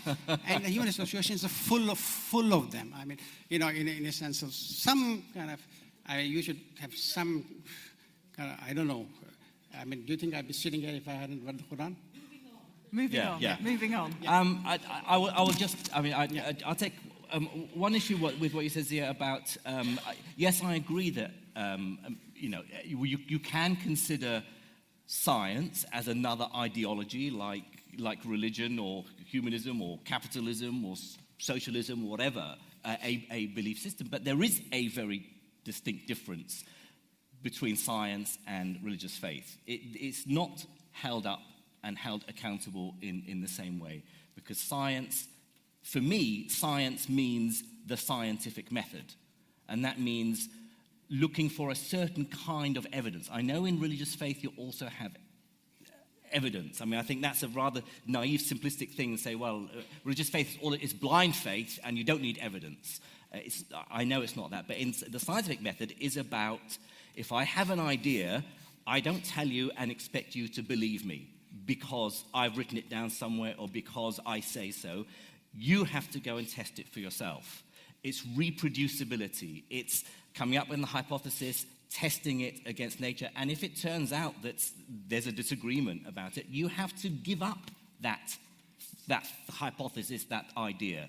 And that's not often what happens in religion. And in fact, this idea, the scientific method, just to go back to the medieval Islamic world, I argue very strongly in my book that the scientific method actually goes back way beyond Descartes and Bacon. Goes to Al-Haytham. Ibn al-Haytham. Ibn al-Haytham was probably one of the earliest proponents of the scientific method. There's a wonderful quote by him that you think, well, that must be Descartes. Surely, that you have to put a hypothesis up for testing and don't believe what other people tell you, but test it for yourself and be curious. So that's what's different between science and religious faith, is that in science, it's open. You put up an idea to be knocked down, and you try and destroy an idea in order to test it rigorously and to see if it stands up. Whereas in religious faith, you don't try and knock down an idea. It's the opposite. Okay. We've got time for Except I would say you should try and knock down ideas in religious faith. Yes, but you're unusual, I think. Yeah, okay. But I'm going to take questions. We've still got a little bit of time left for some more questions. He's got the microphone. And so I'm going to take them in groups of 3. So this gentleman here. Okay. My name is Hamid. I'm a Muslim humanist from France. And you talked about the state of Islam and the Muslim throughout history and around the world. My question is about nowadays in Europe. So it's about the socio-economic. So if you look at the Muslim population in Europe, the major, the biggest number of these people are born in Europe. So they live in deprived areas, they're facing discrimination in the workplace, and they have identity crises. So if you look at the state of Islam and their situation, so I want your views on the socio-economics and their influences on Islam. Okay, and the gentleman in the middle of the row towards the back there, if you could just say your name and where you're from. I'm Richard Acton, and I'm from the National Federation of Atheist, Humanist and Secular Student Societies, or the AHS for short. So my question is that you mentioned the notion that the Quran was used at points to justify this culture of rational thought in that tradition, and also it is used in various contexts at points in time to justify a very contrary to rational thought position, a very fundamentalist position. And you also talked about the notion of religion as being an experiential thing. I'm just wondering, in that picture where the sacred text can be used to justify just about any position, positions that are diametrically opposed, what relevance do the texts really have if they can be used in that fashion, and if religion is primarily an experiential thing? Okay, and then there's a gentleman at the back who's got the microphone there, yes. Yes, thank you very much. My name is Ray Castley. I'm not affiliated to either organisation here, and I suppose in the theme of the evening I should declare I'm neither Muslim, clearly, and not humanist either or atheist. But I'm actually hoping to ask for the speakers' positions, and thank you very much for a wonderful conversation this evening. But I'm curious as to how you may respond in light of this discussion on rationalism and religion and what's the relationship between the two, if you may respond to how we're seeing an increasing presence in the online sphere of irrational thought through jingoism and extreme forms of patriotism and nationalism, so forth and so on. Particularly if we look at the recent postings from organisations like Britain First and the English Defence League, and how these may not be necessarily religious per se, but are equally damaging potentially to our society. Thank you. Okay, so just to recap on those questions, Ray was asking about the proliferation of irrationalism through online sites promoting jingoism and nationalism. Richard from the Secular and Atheist Student Society was saying, what use are texts if their interpretations are so broad that they can be used to justify many different things? And Hamid, who is from France, was asking you to comment on what effect you think the socio-economic condition of Muslims born in Europe, which is most Muslims now in Europe, what impact you think that has? Well, very briefly, I think it has a huge impact, and it's very sad to see that because of the socioeconomic issues that are facing many Muslims in many European countries, and I think this is only going to get worse with the problems that we're seeing in the Middle East and the huge migration issues. And it does lead to a sense of, it's crude to say a chip on the shoulder, but it's a sense that you are, because you are, being victimized. And it does then cause a closing of ranks. I think if we compare it with, say, the Church of England here in England, where most of them are pretty much agnostic, you know, in their view, because they are the dominant, you know, they run so much of the British institution.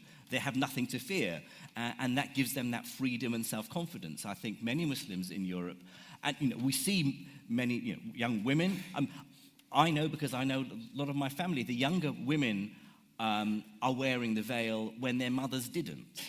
And their mothers often get angry. They say, look, you know, we fought for the right not to have to cover up, and here you are covering up. And I think that need for a sense of identity is very powerful. And a lot of religion is not so much about faith in the supernatural, but it's about a sense of identity. And that sense of identity, I think, is very strong now among young Muslims in Europe. Sia, is there anything you'd like to say on that point? Sorry? Is there anything you'd like to say on that point? No, I agree. What about the question about if the text that's interpretation? Yeah. That's yours, mate. Yeah. I see you have abdicated all responsibility. Yeah. I think all six, first of all, it's a very interesting and very good question. I think all sacred texts are open to interpretation. I mean, we can only have an interpretative relationship with a text. So interpretations have to fight interpretations in that sense. It's very interesting that the contemporary problems of Islam or Muslim societies is because one particular interpretation has been allowed to become the dominant interpretation. And Britain has played a very important part in that, right? Because the dominant interpretation now is the Wahhabi interpretation, right? We talked about Deobandis, we talked about ISIS. Actually, they are all Wahhabis, right? And where does Wahhabism come from? Saudi Arabia. And who is the great friend of Saudi Arabia? Britain, right? Not just now. Not just now, but going back to the early 20th century when they supported the Wahhabis against the Ottomans and against the Rushdie, the Al-Rashids, etc., etc. So Britain has a long history of kind of promoting Wahhabi thought. Now, I would like you to see it like this. I am sure you've seen Aliens. I'm not talking about Alien, but Aliens. Now, in Aliens, you have Ripley with a little girl called Newt going into this kind of den of the monster, right? And then you see this huge kind of alien monster, and she's laying eggs very, very rapidly, right? The monster is Saudi Arabia, right? This is the layer. The eggs are what we find here, and we're trying to control them, you see, here and there. So if you're really interested in doing something about Islamic extremism, attack the layer of the alien. Yeah, the layer of the monster, right? Saudi Arabia, in a sense. But to come back to your question, well, it makes the text invalid. I mean, if it can be interpreted in hundreds of different ways, then what do you do? But I would argue that any given text only has a number of rational ways it can be interpreted in a given time, in a given frame. In a given framework. And any community, religious community, will have people who have different interpretations, and the different interpretations will fight. Now, for me, the essence of religion is to allow all the different interpretations to exist, right, and respect each other, because they are just as valid as one another. Unless they're Wahhabi. Sorry? Unless they're Wahhabi. Unless they're Wahhabi or extremists. I mean, obviously, I mean, do you want aliens in your household, for God's sake? Okay, what about online extremism? Do you want to, either of you, do you want to comment on whether or not the online world is fueling irrationalism? Yes, I mean, it's not just people of religious faith that are, or religious extremism. There's all sorts of conspiracy theorists and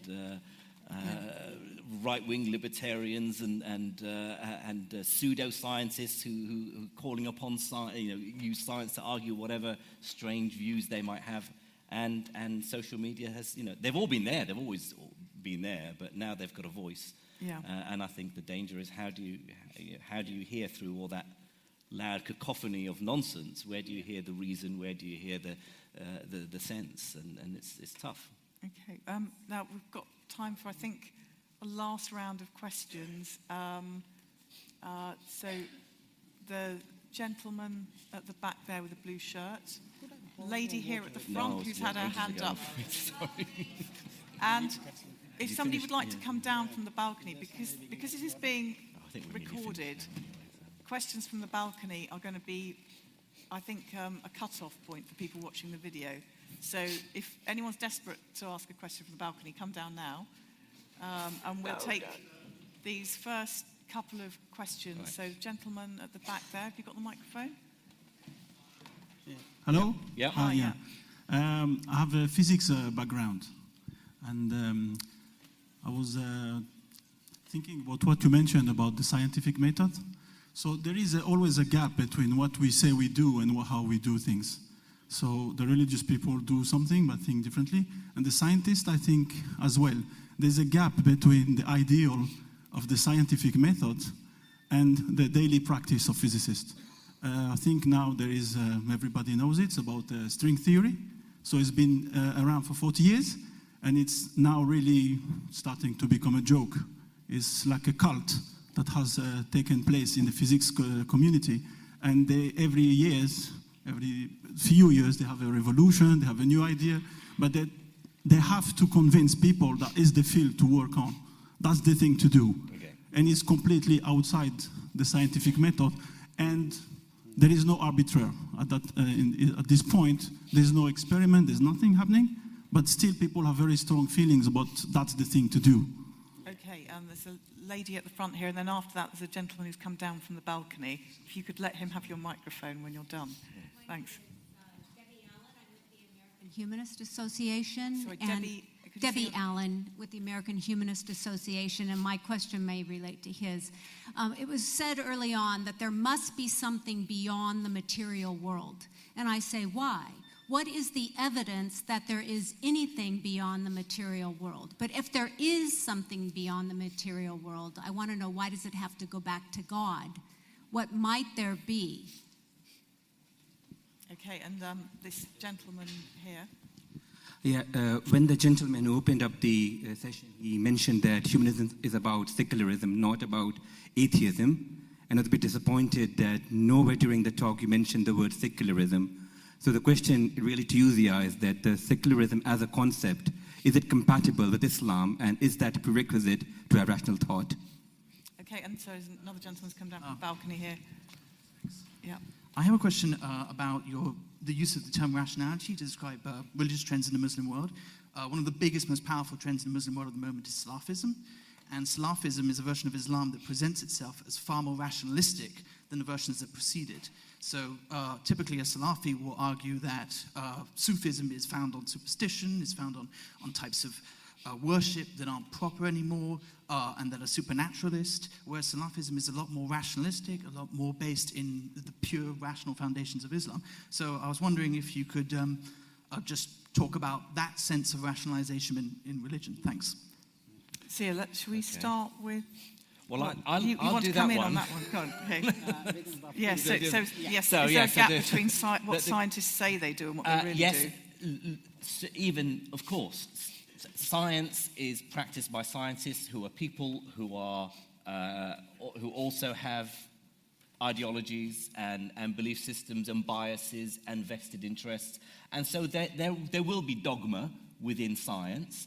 But the thing about the scientific method is that it's self-policing, it's self-correcting. If someone comes up with an idea that is not the consensus, that doesn't agree with empirical data, then it's disregarded. String theory, you're right. It's coming to the point where we're thinking, hang on a minute, we've invested some of our brightest young minds around the world to work in string theory, and it's not really led to anything. It's still a mathematical game to try and unify the forces of nature. We don't yet have an experimental way of testing it. So many would argue, and I think they have a strong point here, that string theory is not yet a scientific theory because it's not yet testable. It's just another game. A lot of theoretical physicists play this game, and they talk about... But it's regarded as a scientific theory in scientific circles. Well, there are many scientists that, in fact, there have been several books out recently that have criticized it and said it's not, not even wrong. Is one way of putting it. So even within science, there is criticism.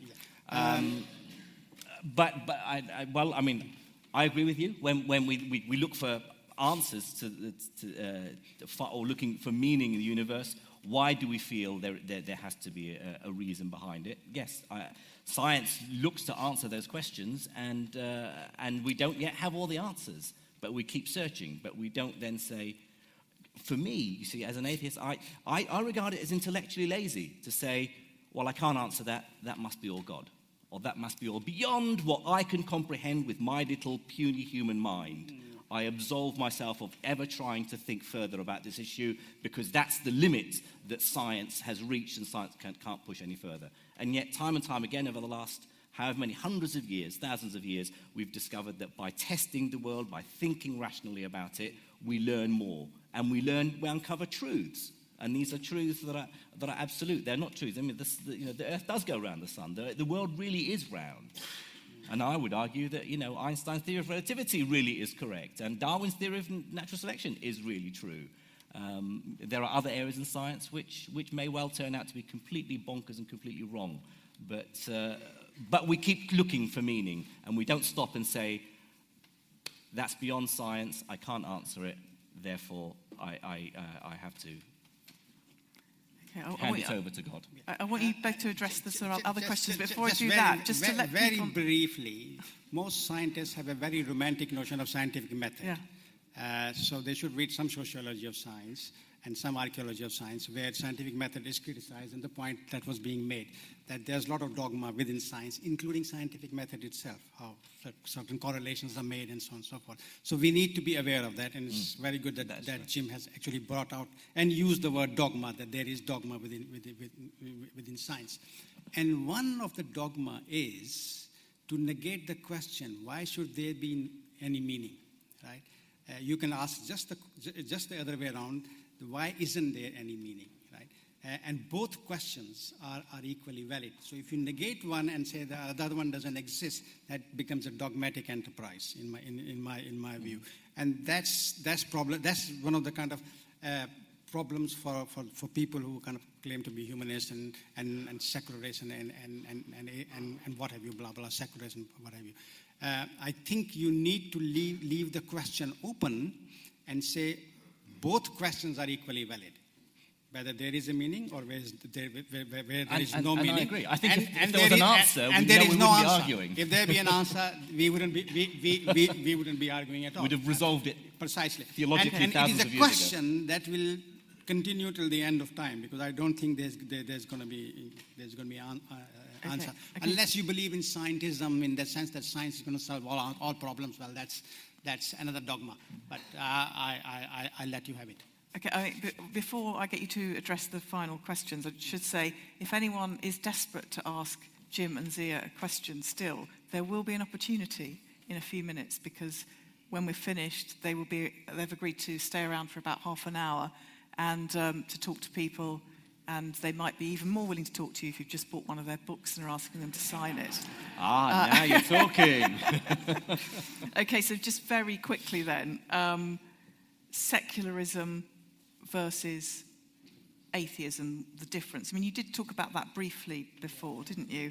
And then is Salafism, which this is what a lot of Wahhabis call themselves. Yeah, Salafis. of course. Are they more rational? I think I know the answer to that one from Zia. But anyway, very quickly. See, Wahhabism or Salafism is as rational as the earth is flat.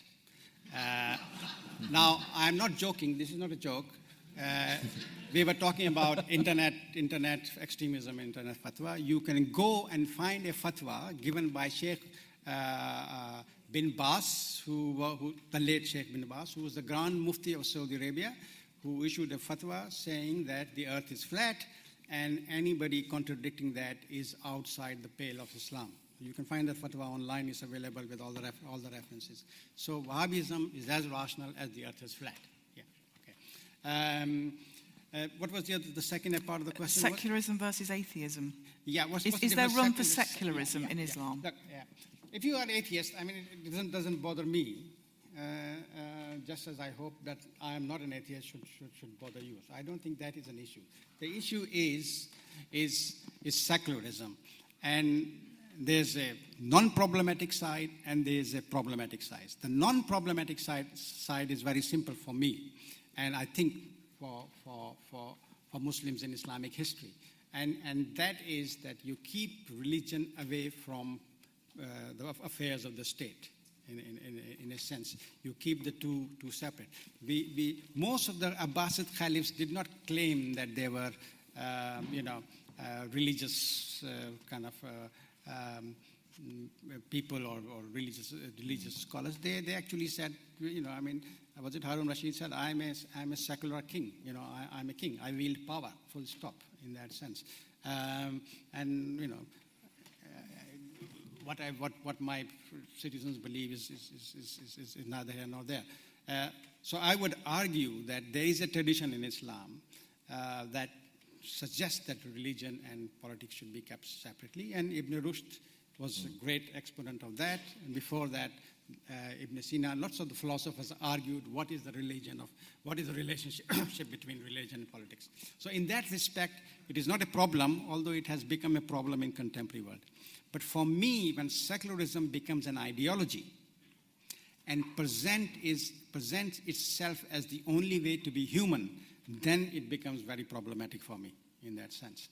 In postmodern thought, for example, everybody has everything is, all truth is relative. We are all friends, but everything comes under the umbrella of liberal secularism. So unless you are a liberal secularist, we are not going to love you in that sense. So even though all truth is relative. So that for me is the main problem. Essentially, what it boils down to is ideology. I hate ideology of every kind. Secularist kind, humanist kind, religious kind, dogmatic kind, scientific kind. I hate ideology. Ideology and that's the only bit of Marx I believe in, is the inversion of truth. So in a sense, I seek truth. I seek truth in a number of ways because I know the truth out there is more complex than we can possibly imagine, and there are different ways to truth. Science takes me to one particular aspect of truth. Religion takes me to another aspect of truth. Maybe mysticism takes us to another aspect of the truth. Essentially, at the end of the day, I would argue that that's what it's all about to be human. We as human beings are truth seekers. And just as there are different ways of being human, there are different ways of seeking the truth. Thank you. Your question about secularism and Islam reminds me of an anecdote a Turkish friend of mine told me, which was he saw a photograph of a woman at a protest in Turkey, and she was wearing a headscarf, and she was holding up a banner, and it said, "We will keep Turkey secular, inshallah, God willing." So there obviously is room for people to be believing Muslims and believe in secularism as well. And on that note, I'd just like to ask the two of you to sum up very briefly, just in 1 minute, because we literally only have 2 minutes. You've summed up. I have already summed up. You've got your round of applause. I mean, Jim, Yeah. what do you think? Where do we go from here? I mean, this discussion tonight's been fascinating, but Zia's in a minority in this country, probably in the Muslim world in general. I mean, I often think, we are very lucky to be living in this country. We may complain, we may criticize the government, we may criticize others who disagree with us, but we are in a privileged position that we can have these sorts of debates openly. And we couldn't go anywhere in the Muslim world and sit in front of an audience like this and speak so openly. And what the nice thing is that neither of us quite genuinely are trying to get across a view that we're playing to the crowd. We are just saying what we think. It so happens that despite we have someone who believes in God and someone who doesn't, you would think that there'll be conflict and there will be disagreement, but actually we agree on so much more than we disagree. And I think that's a sign that we are. I mean, you're right about everything's an ideology. Even your belief that there is a deeper truth and that you hate ideology is itself an ideology. And I guess a liberal secularist like myself would say, yes, that's an ideology. But that's an ideology that I subscribe to, that I think happens to be the best way that humans should behave. But I agree. Living in a secular society is not, and that's something that a humanist would argue, is not saying we advocate that everyone gives up the superstition of religion and we all become atheists. Living in a secular society, one definition is, yes, you separate religion from state, but the other is to make sure everyone has a level playing field. So it's things that give one group an advantage over the other are wrong, whether they are atheists or whether they're a Christian or whether they're Muslim. Faith schools is an issue that I have with, because it adds to discrimination, it adds to the separation, fragmentation of society. But equally, I would think... It should be added that atheism can be just as superstitious as a religion. Well, yeah, I mean, it's an ideology. I mean, yeah... That's a discussion. That's another discussion. But I think the one thing I would say is that for me, I'm an atheist, humanist, secularist, but I think the world would be very much blander than it is now if we all believed the same thing and if we all had the same ideology. It's enriching that we have different beliefs. We are not going to agree or disagree about the existence of God, otherwise we would have figured that out millennia ago. But there's no reason why within a secular society we can't all live alongside each other. And we're privileged that we can say that in this country and not be worried that like what happens for the bloggers in Bangladesh, for instance, who just say something like this and be in danger of losing their lives. It's a privilege to be able to say that and to agree to disagree on those little things that we do disagree on. Great. Well, look, thank you both very much indeed. Thank you.